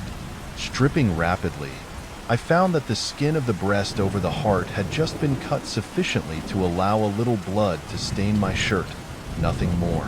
Only, the whole breast was badly bruised and intensely painful. You can imagine what would have happened if I had not worn the armor. In any case, it is a marvel that I was not knocked senseless. I did not go to bed at all that night, but sat upon the edge, thinking and waiting for the dawn. For I had to remove my litter before Sir Alfred Jarnock should enter, if I were to hide from him the fact that I had managed a duplicate key. So soon as the pale light of the morning had strengthened sufficiently to show me the various details of my room, I made my way quietly down to the chapel. Very silently, and with tense nerves, I opened the door. The chill light of the dawn made distinct the whole place, everything seeming instinct with a ghostly, unearthly quiet. Can you get the feeling? I waited several minutes at the door, allowing the morning to grow, and likewise my courage, I suppose. Presently the rising sun threw an odd beam right in through the big, east window, making colored sunshine all the length of the chapel. And then, with a tremendous effort, I forced myself to enter. I went up the aisle to where I had overthrown my camera in the darkness. The legs of the tripod were sticking up from the interior of a pew, and I expected to find the machine smashed to pieces. Yet, beyond that the ground glass was broken, there was no real damage done. I replaced the camera in the position from which I had taken the previous photography, but the slide containing the plate I had exposed by flashlight I removed and put into one of my side pockets, regretting that I had not taken a second flash picture at the instant when I heard those strange sounds up in the chancel. Having tidied my photographic apparatus, I went to the chancel to recover my lantern and revolver, which had both, as you know, been knocked from my hands when I was stabbed. I found the lantern lying, hopelessly bent, with smashed lens, just under the pulpit. My revolver I must have held until my shoulder struck the pew, for it was lying there in the aisle, just about where I believe I cannonied into the pew corner. It was quite undamaged. Having secured these two articles, I walked up to the chancel rail to see whether the dagger had returned, or been returned, to its sheath above the altar. Before, however, I reached the chancel rail, I had a slight shock. For there on the floor of the chancel, about a yard away from where I had been struck, lay the dagger, quiet and demure upon the polished marble pavement. I wonder whether you will, any of you, understand the nervousness that took me at the sight of the thing. With a sudden, unreasoned action, I jumped forward and put my foot on it, to hold it there. Can you understand? Do you? And, you know, I could not stoop down and pick it up with my hands for quite a minute, I should think. Afterward, when I had done so, however, and handled it a little, this feeling passed away in my reason, and also, I expect, the daylight made me feel that I had been a little bit of an ass. Quite natural, though, I assure you. Yet it was a new kind of fear to me. I'm taking no notice of the cheap joke about the ass. I am talking about the curiousness of learning in that moment a new shade or quality of fear that had hitherto been outside of my knowledge or imagination. Does it interest you? I examined the dagger, minutely, turning it over and over in my hands, and never, as I suddenly discovered, holding it loosely. It was as if I were subconsciously surprised that it lay quiet in my hands. Yet even this feeling passed, largely, after a short while. The curious weapon showed no signs of the blow, except that the dull color of the blade was slightly brighter on the rounded point that had cut through the armor. Presently, when I had made an end of staring at the dagger, I went up the chancel step and in through the little gate. Then, kneeling upon the altar, I replaced the dagger in its sheath and came outside of the rail again, closing the gate after me and feeling awarely uncomfortable because the horrible old weapon was back again in its accustomed place. I suppose, without analyzing my feelings very deeply, I had an unreasoned and only half-conscious belief that there was a greater probability of danger when the dagger hung in its 5-century resting place than when it was out of it. Yet, somehow I don't think this is a very good explanation, when I remember the demure look the thing seemed to have when I saw it lying on the floor of the chancel. Only I know this, that when I had replaced the dagger I had quite a touch of nerves, and I stopped only to pick up my lantern from where I had placed it whilst I examined the weapon, after which I went down the quiet aisle at a pretty quick walk, and so got out of the place. That the nerve tension had been considerable, I realized, when I had locked the door behind me. I felt no inclination now to think of old Sir Alfred as a hypochondriac, because he had taken such hyper-seeming precautions regarding the chapel. I had a sudden wonder as to whether he might not have some knowledge of a long prior tragedy in which the dagger had been concerned. I returned to my room, washed, shaved and dressed, after which I read a while. Then I went downstairs and got the acting butler to give me some sandwiches and a cup of coffee. Half an hour later I was heading for Burton Tree, as hard as I could walk, for a sudden idea had come to me, which I was anxious to test. I reached the town a little before 8:30 and found the local photographer with his shutters still up. I did not wait, but knocked until he appeared with his coat off, evidently in the act of dealing with his breakfast. In a few words, I made clear that I wanted the use of his dark room immediately, and this he at once placed at my disposal. I had brought with me the slide which contained the plate that I had used with the flashlight, and as soon as I was ready I set to work to develop. Yet, it was not the plate which I had exposed that I first put into the solution, but the second plate, which had been ready in the camera during all the time of my waiting in the darkness. You see, the lens had been uncapped all that while, so that the whole chancel had been, as it were, under observation. You all know something of my experiments in lightless photography, that is, appreciating light. It was X-ray work that started me in that direction. Yet, you must understand, though I was attempting to develop this unexposed plate, I had no definite idea of results, nothing more than a vague hope that it might show me something. Yet, because of the possibilities, it was with the most intense and absorbing interest that I watched the plate under the action of the developer. Presently I saw a faint smudge of black appear in the upper part, and after that others, indistinct and wavering of outline. I held the negative up to the light. The marks were rather small, and were almost entirely confined to one end of the plate, but as I have said, lacked definiteness.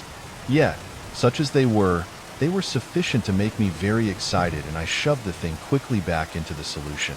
For some minutes further I watched it, lifting it out once or twice to make a more exact scrutiny, but could not imagine what the markings might represent, until suddenly it occurred to me that in one of two places they certainly had shapes suggestive of a cross-hilted dagger. Yet, the shapes were sufficiently indefinite to make me careful not to let myself be overimpressed by the uncomfortable resemblance, though I must confess, the very thought was sufficient to set some odd thrills adrift in me. I carried development a little further, then put the negative into the hypo, and commenced work upon the other plate. This came up nicely, and very soon I had a really decent negative that appeared similar in every respect, except for the difference of lighting, to the negative I had taken during the previous day. I fixed the plate, then having washed both it and the unexposed one for a few minutes under the tap, I put them into methylated spirits for 15 minutes, after which I carried them into the photographer's kitchen and dried them in the oven. Whilst the two plates were drying, the photographer and I made an enlargement from the negative I had taken by daylight. Then we did the same with the two that I had just developed, washing them as quickly as possible, for I was not troubling about the permanency of the prints, and drying them with spirits. When this was done, I took them to the window and made a thorough examination, commencing with the one that appeared to show shadowy daggers in several places. Yet, though it was now enlarged, I was still unable to feel convinced that the marks truly represented anything abnormal, and because of this, I put it on one side, determined not to let my imagination play too large a part in constructing weapons out of the indefinite outlines. I took up the two other enlargements, both of the chancel, as you will remember, and commenced to compare them. For some minutes I examined them without being able to distinguish any difference in the scene they portrayed, and then abruptly, I saw something in which they varied. In the second enlargement, the one made from the flashlight negative, the dagger was not in its sheath. Yet, I had felt sure it was there but a few minutes before I took the photograph. After this discovery, I began to compare the two enlargements in a very different manner from my previous scrutiny. I borrowed a pair of calipers from the photographer, and with these I carried out a most methodical and exact comparison of the details shown in the two photographs. Suddenly I came upon something that set me all tingling with excitement. I threw the calipers down, paid the photographer, and walked out through the shop into the street. The three enlargements I took with me, making them into a roll as I went. At the corner of the street, I had the luck to get a cab, and was soon back at the castle. I hurried up to my room and put the photographs away. Then I went down to see whether I could find Sir Alfred Jarnock. But Mr. George Jarnock, who met me, told me that his father was too unwell to rise, and would prefer that no one entered the chapel unless he were about. Young Jarnock made a half-apologetic excuse for his father, remarking that Sir Alfred Jarnock was perhaps inclined to be a little over-careful, but that, considering what had happened, we must agree that the need for his carefulness had been justified. He added, also, that even before the horrible attack on the butler, his father had been just as particular, always keeping the key and never allowing the door to be unlocked except when the place was in use for divine service, and for an hour each forenoon when the cleaners were in.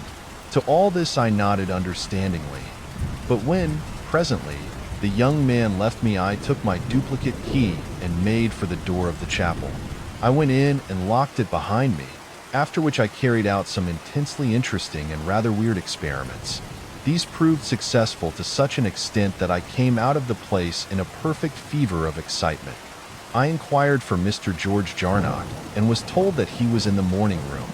"Come along," I said, when I had found him. "Please give me a lift. I've something exceedingly strange to show you." He was palpably very much puzzled, but came quickly. As we strode along, he asked me a score of questions, to all of which I just shook my head, asking him to wait a little. I led the way to the armory. Here I suggested that he should take one side of a dummy, dressed in half-plate armor, whilst I took the other. He nodded, though obviously vastly bewildered, and together we carried the thing to the chapel door. When he saw me take out my key and open the way for us, he appeared even more astonished, but held himself in, evidently waiting for me to explain. We entered the chapel and I locked the door behind us, after which we carted the armored dummy up the aisle to the gate of the chancel rail, where we put it down upon its round, wooden stand. "Stand back," I shouted suddenly as young Jarnock made a movement to open the gate. "My God, man, you mustn't do that." "Do what?"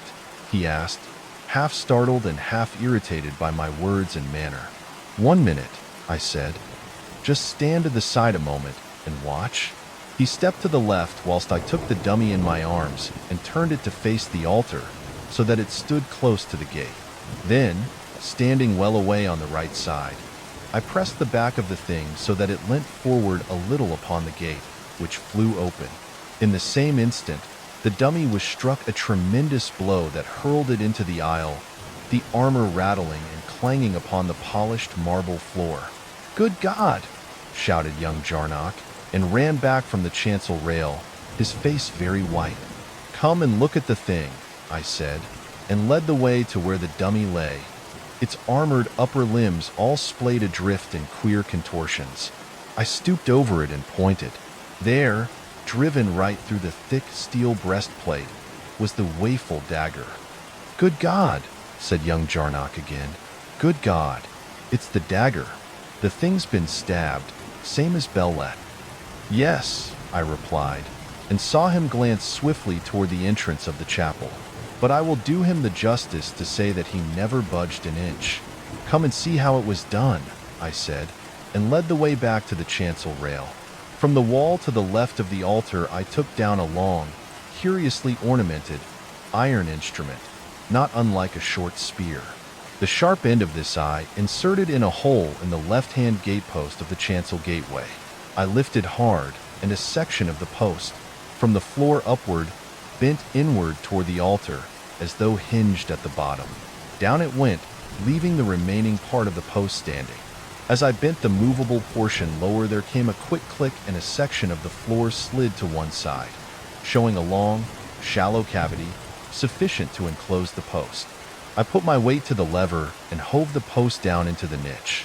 Immediately there was a sharp clang, as some catch snicked in and held it against the powerful operating spring. I went over now to the dummy, and after a few minutes' work managed to wrench the dagger loose out of the armor. I brought the old weapon and placed its hilt in a hole near the top of the post where it fitted loosely, the point upward. After that I went again to the lever and gave another strong heave, and the post descended about a foot to the bottom of the cavity, catching there with another clang.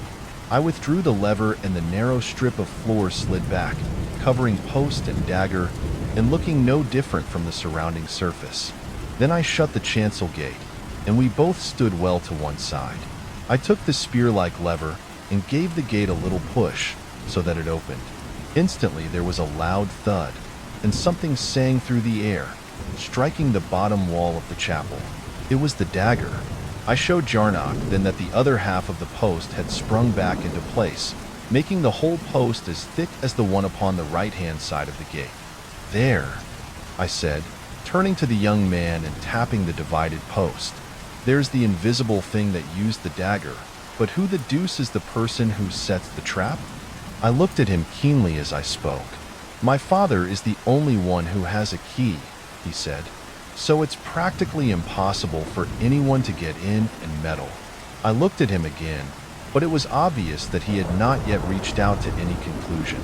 "See here, Mr. Jarnock," I said, perhaps rather curter than I should have done, considering what I had to say. "Are you quite sure that Sir Alfred is quite balanced, mentally?" He looked at me, half frightenedly and flushing a little. I realized then how badly I put it. I don't know," he replied, after a slight pause, and was then silent, except for one or two incoherent half-remarks. "Tell the truth," I said. "Haven't you suspected something now and again? You needn't be afraid to tell me." "Well," he answered slowly, "I'll admit I've thought father a little strange, perhaps at times, but I've always tried to think I was mistaken. I've always hoped no one else would see it. You see, I'm very fond of the old governor." I nodded. "Quite right, too," I said. "There's not the least need to make any kind of scandal about this. We must do something, though, but in a quiet way. No fuss, you know. I should go and have a chat with your father and tell him we found out about this thing." I touched the divided post. Young Jarnock seemed very grateful for my advice, and after shaking my hand pretty hard, took my key and let himself out of the chapel. He came back in about an hour, looking rather upset. He told me that my conclusions were perfectly correct. It was Sir Alfred Jarnock who had set the trap, both on the night that the butler was nearly killed and on the past night. Indeed, it seemed that the old gentleman had set it every night for many years. He had learned of its existence from an old manuscript book in the castle library. It had been planned and used in an earlier age as a protection for the gold vessels of the ritual, which were, it seemed, kept in a hidden recess at the back of the altar. This recess Sir Alfred Jarnock had utilized, secretly, to store his wife's jewelry. She had died some 12 years back, and the young man told me that his father had never seemed quite himself since. I mentioned to young Jarnock how puzzled I was that the trap had been set before the service, on the night that the butler was struck. For, if I understood him aright, his father had been in the habit of setting the trap late every night and unsetting it each morning before anyone entered the chapel. He replied that his father, in a fit of temporary forgetfulness, natural enough in his neurotic condition, must have set it too early, and hence what had so nearly proved a tragedy. That is about all there is to tell. The old man is not, so far as I could learn, really insane in the popularly accepted sense of the word. He is extremely neurotic and has developed into a hypochondriac, the whole condition probably brought about by the shock and sorrow resultant on the death of his wife. leading to years of sad broodings and to overmuch of his own company and thoughts. Indeed, young Jarnock told me that his father would sometimes pray for hours together, alone in the chapel. Carnacki made an end of speaking and leant forward for a spill. But you've never told us just how you discovered the secret of the divided post and all that, I said, speaking for the four of us. Oh, that, replied Carnacki, puffing vigorously at his pipe. I found, on comparing the photos, that the one, taken in the daytime, showed a thicker left-hand gatepost than the one taken at night by the flashlight. That put me onto the track. I saw at once that there might be some mechanical dodge at the back of the whole queer business and nothing at all of an abnormal nature. I examined the post and the rest was simple enough. You know, by the way, he continued, rising and going to the mantelpiece, you may be interested to have a look at the so-called waffle dagger. Young Jarnock was kind enough to present it to me as a little memento of my adventure. He handed it round to us, and whilst we examined it, stood silent before the fire, puffing meditatively at his pipe. Jarnock and I made the trap so that it won't work, he remarked after a few moments. I've got the dagger, as you see, and old Bellet's getting about again, so that the whole business can be hushed up, decently. All the same, I fancy the chapel will never lose its reputation as a dangerous place. Should be pretty safe now to keep valuables in.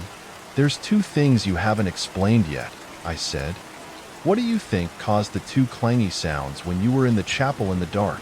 And do you believe the soft, tready sounds were real, or only a fancy, with your being so worked up and tense? Don't know for certain about the clangs, replied Carnacki. I've puzzled quite a bit about them. I can only think that the spring which worked the post must have given a trifle, slipped, you know, in the catch. If it did, under such a tension, it would make a bit of a ringing noise. And a little sound goes a long way in the middle of the night when you're thinking of ghostesses. You can understand that, eh? Yes, I agreed. And the other sounds? Well, the same thing. I mean, the extraordinary quietness may help to explain these a bit. They may have been some usual enough sound that would never have been noticed under ordinary conditions, or they may have been only fancy. It is just impossible to say. They were disgustingly real to me. As for the slithery noise, I am pretty sure that one of the tripod legs of my camera must have slipped a few inches. If it did so, it may easily have jolted the lens cap off the baseboard, which would account for that queer little tap which I heard directly after. How do you account for the dagger being in its place above the altar when you first examined it that night? I asked. How could it be there, when at that very moment it was set in the trap? That was my mistake, replied Carnacki. The dagger could not possibly have been in its sheath at the time, though I thought it was. You see, the curious cross-hilted sheath gave the appearance of the complete weapon, as you can understand. The hilt of the dagger protrudes very little above the continued portion of the sheath, a most inconvenient arrangement for drawing quickly. He nodded sagely at the lot of us and yawned, then glanced at the clock. Out you go, he said, in friendly fashion, using the recognized formula, I want to sleep. We rose, shook him by the hand, and went out presently into the night and the quiet of the embankment, and so to our homes. And with that, we closed the final chapter of Carnacki, the Ghost Finder. These stories of bravery, intellect, and the supernatural remind us of the endless mysteries lurking just beyond the edge of understanding. Thank you for being here tonight, under the comforting rhythm of the rain, to explore these haunting tales with me. If these stories have captured your imagination, I invite you to subscribe to the Rainy Night Storyteller for many more journeys into the strange and the unexplained. Until we meet again, let the sound of the rain soothe you, and may your nights be filled with wonder, not fear. Sleep well, dear listener, and good night.